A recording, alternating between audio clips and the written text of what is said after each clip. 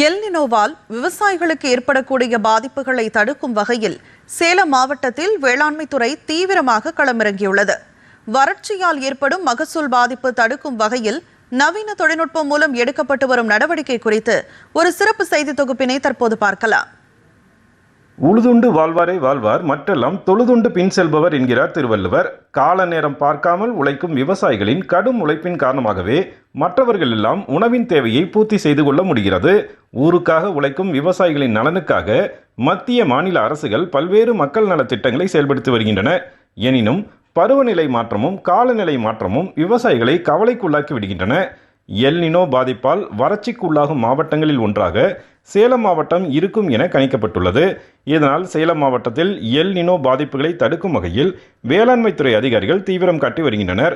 சேலம் மாவட்டம் தலைவாசல் வட்டாரத்தில் விவசாயிகள் அதிக அளவில் பருத்தி பயிரிட்டுள்ள நிலையில் அதற்கான தண்ணீர் தேவையை பூர்த்தி செய்திடும் விதமாக PPFM எனப்படும் தொழில்நுட்பத்தை வேளாண்மை துறை அறிமுகப்படுத்தி விவசாயிகளுக்கு பயிற்சி அளித்து வருகிறது.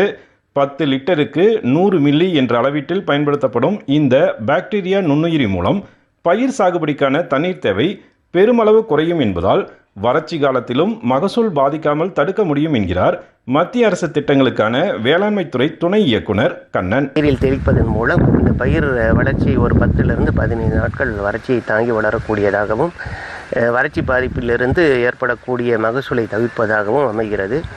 இதை ஒரு முறைக்கு இருமுறை, ஒரு 20 நாள் 25 நாள் இடைவெளியில் இருமுறை தெளிப்பதன் மூலம் மகசூல் இழப்பை தவிர்த்து விவசாயிகள் இந்த வறட்சி பாதிப்பிலிருந்து மீண்டு பயிர் மகசூலை குறைவில்லாது பெற்று நல்ல மகசூலும் நல்ல வருமானம் அடையலாம். தலைவாசல் வட்டாரத்தில் வேப்பநத்தம், சிறுவாச்சியூர் உள்ளிட்ட பல்வேறு கிராமங்களில் ஆயிரக்கணக்கான விவசாயிகள் பருத்தி, மக்காச்சோளம், கடலை பயிரிட்டுள்ளனர்.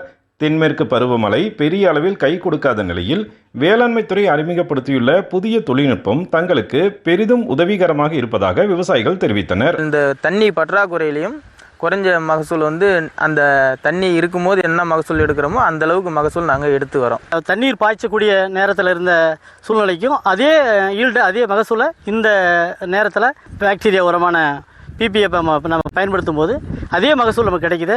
நல்ல லாபகரமாக இருக்குது. திருப்திகரமான பயிர் சாகுபடி என்பது பாடுபட்டு உழைக்கும் விவசாயிகளுக்கு மட்டுமல்ல, அதனால் பயனடையும் பொதுமக்களுக்கும் மகிழ்ச்சி தரக்கூடியதாக இருக்கிறது. எல் நினோவால் ஏற்படும் மிகப்பெரிய வறட்சியை எதிர்கொள்ளும் வகையில் வேளாண்மை துறை எடுத்துள்ள இந்த முயற்சி விவசாயிகளிடையே மிகப்பெரிய வரவேற்பை பெற்றுள்ளது. DD தமிழ் செய்திகளுக்காக வேப்பநத்தம் கிராமத்திலிருந்து விஜயகுமார் குணசேகரன்.